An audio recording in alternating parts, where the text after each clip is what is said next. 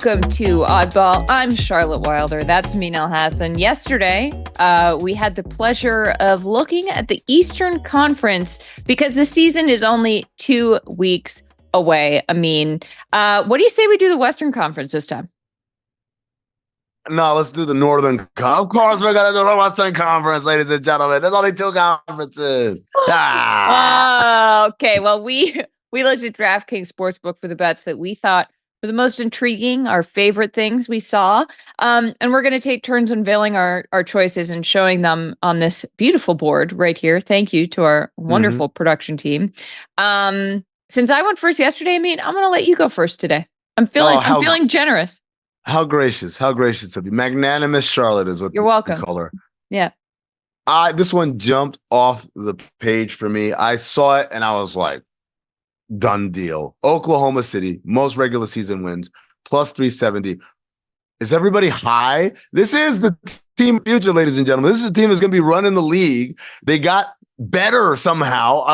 They were already the number 1 seed in the West last season, and then went out and they got better. They added the bald eagle, my man from what's his name? Alex Caruso. Alex Caruso. I was like, I don't know why the bald eagle is what I came with, but.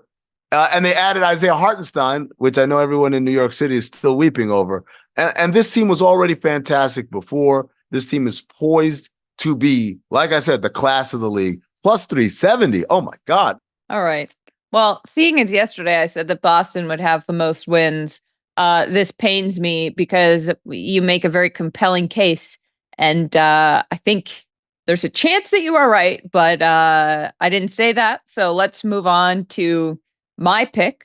I'm going to say, the Grizzlies are going to be the Southwest winner at plus 260. And all this really means is that they're going to have a better record than the Dallas Mavericks, the New Orleans Pelicans, the Houston Rockets, and the San Antonio Spurs.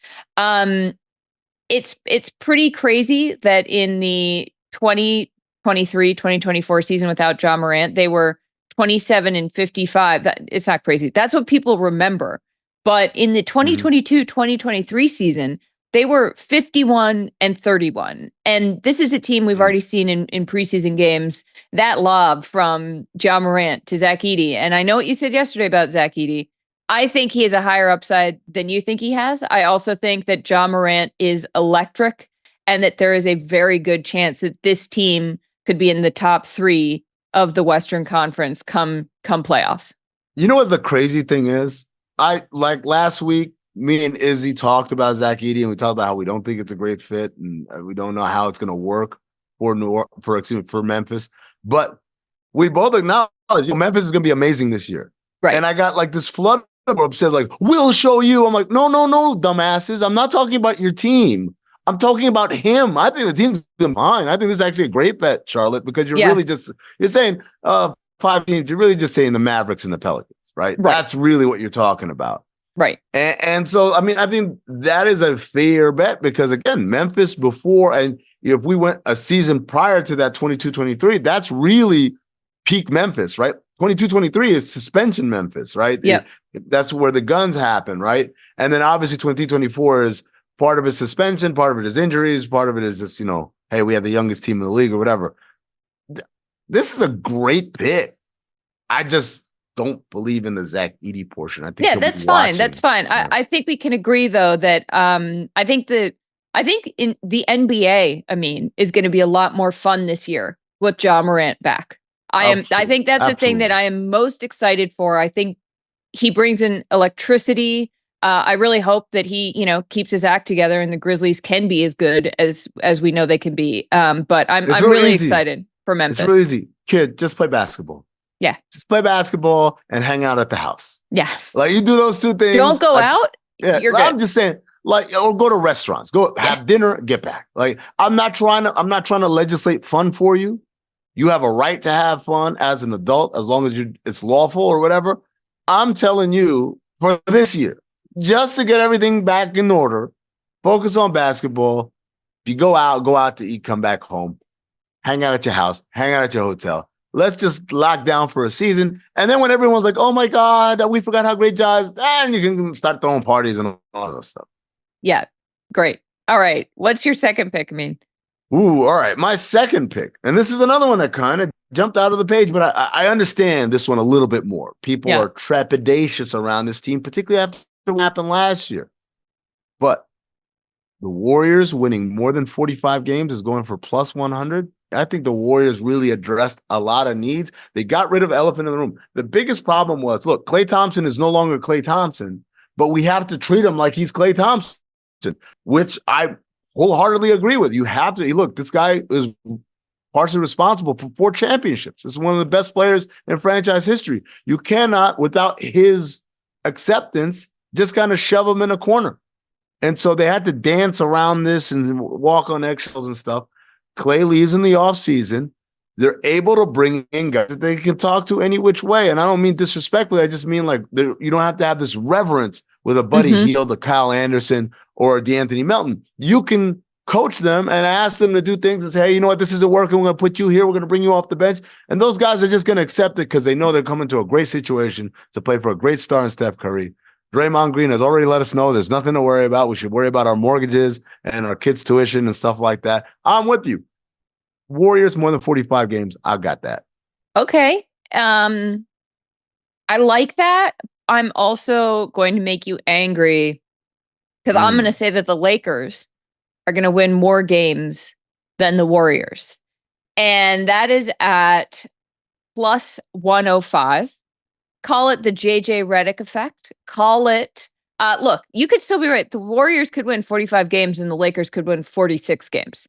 We're not talking huge margins here, Amin, but I think that I'm not going to bet against LeBron James. He and Anthony Davis, look, I think there's a fire under him, and this 22nd season could be his last. Everything could always be his last at this point, but I'm going to take that bet because I knew it would make you mad, mostly. Name one thing that's different about the Lakers this year that's going to make them demonstrably better. Bronny James. No, just kidding. Dalton Connect. No, just kidding. Gabe Vincent is healthy. Okay. I'll take that one. That's pretty good. I'll take that one. I'm interested to see JJ's learning curve. Yeah.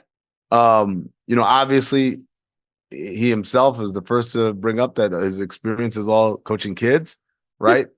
He's never worked in an NBA front office. He's never worked he's never worked as an assistant coach in the NBA. He's been a player for a long time. He's a cerebral player. But again, there's a learning curve for these things, ladies and gentlemen.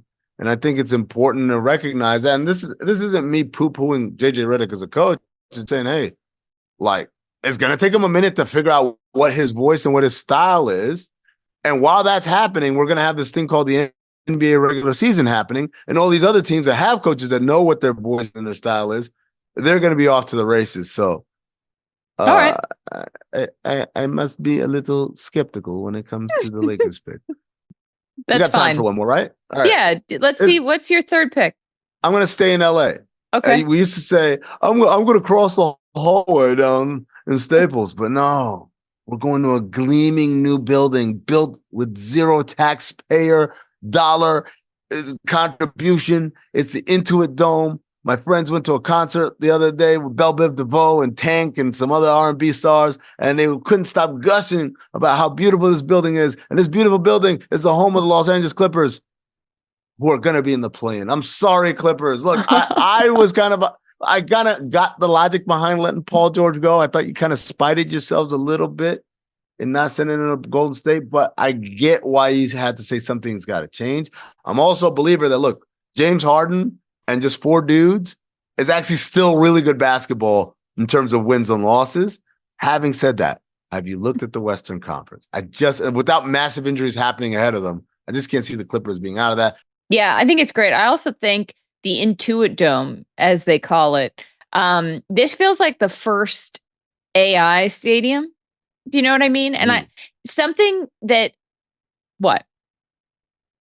No, I was just thinking about the other new arenas and whether they are AI.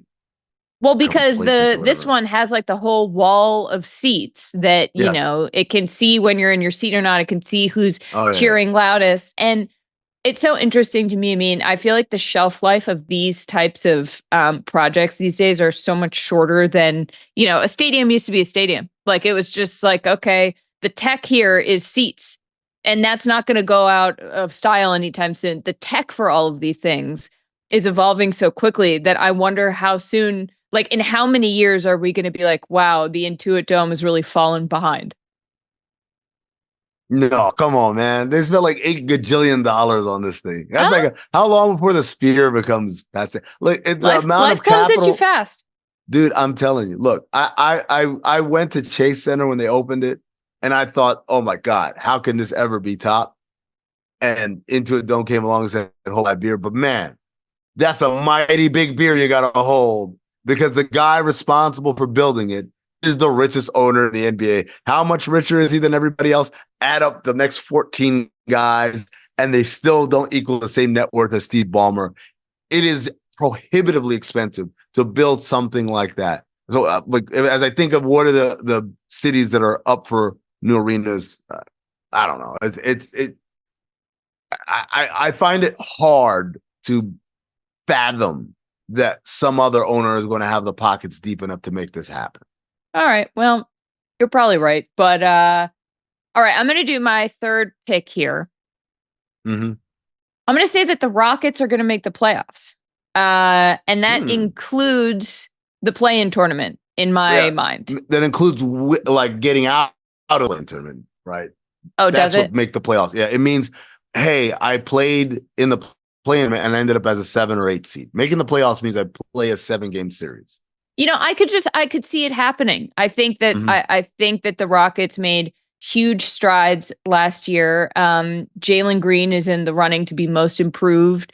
Ime Udoka has he's obviously an incredible coach. I just think that this is a team that could make that next leap from, they were terrible 2 years ago. They were decent last year. I think they could be very good this year. And I don't think that that's a crazy thing to say at plus 120.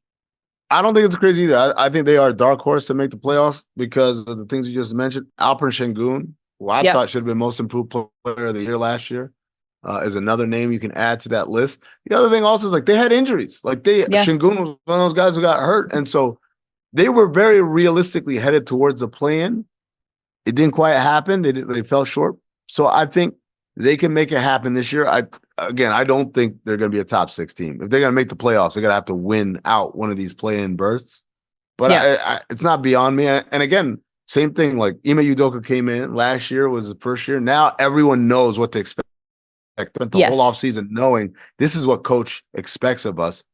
We'll meet that expectation. All right. When we come back, our last 2 picks each in the Western Conference.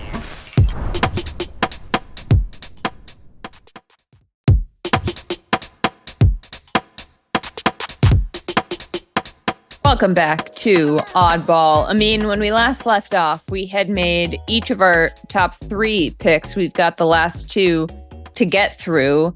Why don't you start us off at 4, and then we'll go through the whole board once we've got all our picks.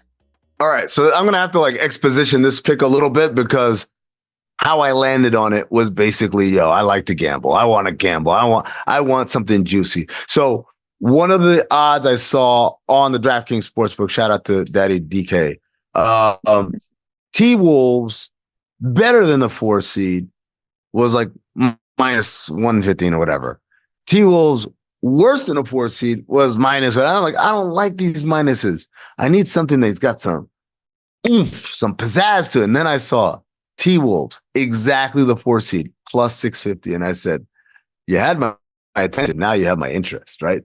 So this is, or however that saying goes, this is, to me, comes down to, I think OKC is better. I think Denver, even though they lost KCP, is better. Can I get one more team to be better than Minnesota? I'm banking on Julius Randle not being the purest fit. I'm banking on them missing the shooting of Karl Anthony Towns. Yes, but I'm also banking on them still being great because Anthony Edwards is great and they're going to be a great defensive team. So it's like I'm trying to balance. It's almost like this chemistry experiment where I'm putting a little bit of this and a little bit of that. And I like this bet. It's risky as hell. This might be the riskiest bet of all the bets I've made the last 2 days, Charlotte. I think it is. It's like you are one drop of vinegar away from exploding the volcano with baking soda. Yeah. Uh-huh. But I've been the one who you've been doubting. So I'm going to say, okay, we'll see how this shakes out at plus 650. I mean, my fourth bet is that the Nuggets playoff seed is going to be under 3.5, which means that they'll be in the top 3 seed of the Western Conference. This is bet you can make at plus 110.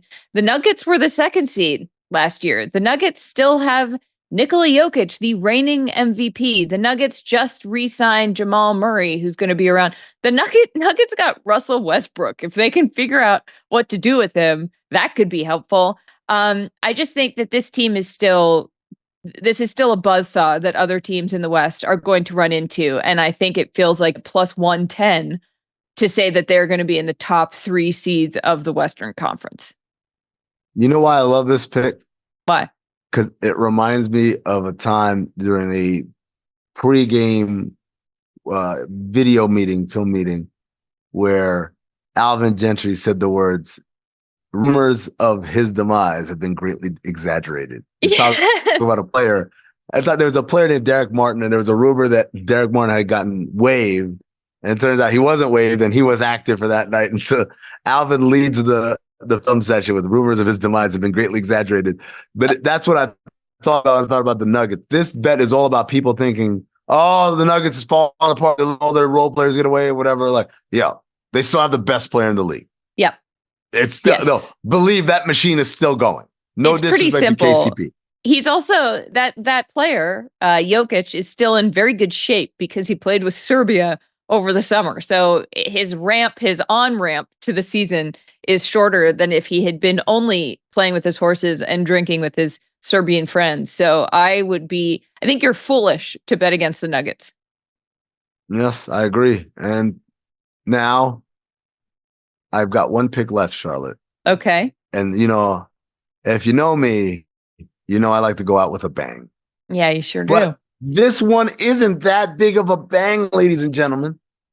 Well, it's not. What is it? Mike Budenholzer, Coach of the Year. What? Plus 2,200. This is not a big bang? No. Writing's on the Explain wall, it Charlotte. to me. Okay, tell me. On the wall. What is the writing? Suns, I can't read it. I can't see the wall. I will decide. I can't see the wall. It's funny. Bring up the writing. I can't even see the wall. The Suns, right? Kevin Durant, Devin Booker, Bradley Beal. Great threesome last year, right? They missed a lot of time early, but they finally got together and they played well. They played reasonably well together. What was the number one criticism that we all had about the Phoenix Suns? That they didn't have a point guard? Don't have a point guard. And they try to galaxy brain this thing. We don't need a point guard. Oh, we're all basketball players. We know how to play. And I'm like, no, there's a reason why we played this game the way we played it for like 75 years. You need someone whose whole job, I don't care if he's 6'1" or 7'1", his job out there is, how can I get everybody involved? You need that. You need someone who is focused on that mission and that mission alone. Well, the Suns this offseason went out and got not one, but 2 guys who are really good at that. Guys who I would say are criminally underrated because they're so old school in the way they play point guard. They don't go out and score 25 points and shoot 6 threes, right? So they're undervalued. But man, they play the position as well as anybody in this league. It's Tyus Jones. It's Monte Morris. And I think that is a big reason why this thing is going to take off. I know I went to Suns Media Day. Everybody kept saying, Coach wants us to shoot more threes. The Suns, for some reason, didn't shoot a lot of threes last year, right? I know that part of that is because Booker, Beal, and Durant are all guys who like that pull-up mid-range jumper. But the other guys, what's the excuse? So there's going to be a great emphasis on the role players to really let loose from beyond the three-point line. I know Grayson Allen's excited to hear that. He played for Bud before in Milwaukee. Yep. I know Bol is excited to hear about that. I know obviously Jones and Morris and everyone else is excited at that prospect because you're going to have a much more spread offense. It's going to be more wide open. And this is what happens. I know it's a long explanation, but we got the time to burn. This is what happens, Charlotte. Yeah. Like, to me, I look at it as like they're going to shoot more threes. They've got 2 point guards. They're going to get everyone involved. And also their stars are still stars. Of course, they're going to be better. But what happens, everybody, oh my God, the Suns got so much better. How did that happen? Oh, and they're all going to say, oh, Bud, we doubted you in Milwaukee and we're sorry. And look, Bud's a great coach. He's got flaws. But I think this is the part where he is really going to excel. But Coach of the Year, that's what I'm most confident on over 2 days. That pick right there. At plus 2,200. Wow. Okay. You actually have convinced me here. People forget that Bud won a title in Milwaukee. And won a ton of games. Yeah, he's a championship level coach. And as you say, he seems to have the pieces to put together. So, wow. Okay. Well, this is one that I hope this comes true because that would be a big bang, as we were saying earlier. Okay. Who am I? Mike Breen? Anyway, my fifth bet. Or Chuck Lorre. Sure. My fifth bet.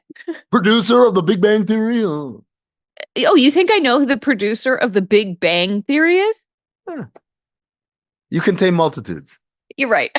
Thank you. I'll take that as a compliment. My fifth bet, Amin. We touched on this yesterday when we talked about the Eastern Conference and your bet that Bam Adebayo would win Defensive Player of the Year. I know it's minus Victor Wembanyama to win Defensive Player of the Year at minus 170. Last year, he was in the top 3, finished in the top 3 of voting to win DPOY. This is a guy who so much of the voting that happens in this league, Amin, is based on flashiness, I believe. It's what can you see very clearly, what looks the part. Wemby, this guy blocks shots that most people couldn't even. This guy could block a shot if it were in the outer reaches of the Earth's atmosphere. And I think that alone, and he's not a rookie anymore. He's just going to keep getting better. I think that alone, that flashiness is going to make him kind of a lock for this unless something injury-wise happens to this guy. Look, I love your logic. And again, we're all playing with fire, ladies and gentlemen. We're trying to bet on what other humans are going to have an opinion about. Right. As opposed to what other humans are going to do. Right. What they're going to have an opinion about can change and sway so many different ways. But I just think, man, Victor Wembanyama, I don't know if the Spurs are going to be good enough defensively. I don't know if the team is going to be good enough for him to warrant a Defensive Player of the Year. Also, I think there's a level of, there's going to be a number of voters who are going to say, look, man, he's going to win like 100 of these. Yeah. When he actually gets good at defense. We don't have to start that process ahead of time. So, I don't know. I think that the alienness of it is going to override all of that. But let's look at our board. We've got Amin has Oklahoma City to have the most wins, Golden State to have over 45 wins, the Clippers to be in the play-in, Timberwolves to be the 4th seed, Mike Budenholzer to be Coach of the Year. I've got Memphis to win the Southwest South. Yeah, whatever. They're going to be better than they're going to be better than 4 other teams. I have the Lakers to have more wins than Golden State. Houston is going to make the playoffs off of the play-in tournament, but they're still going to be in there. Denver's playoff seed is going to be between 1 and 3, and Victor Wembanyama is going to win Defensive Player of the Year. I mean, we didn't really talk about the Mavs. Do you have expectations for them this season? Can they get back to the Western Conference Finals? Regression to the mean. Yeah.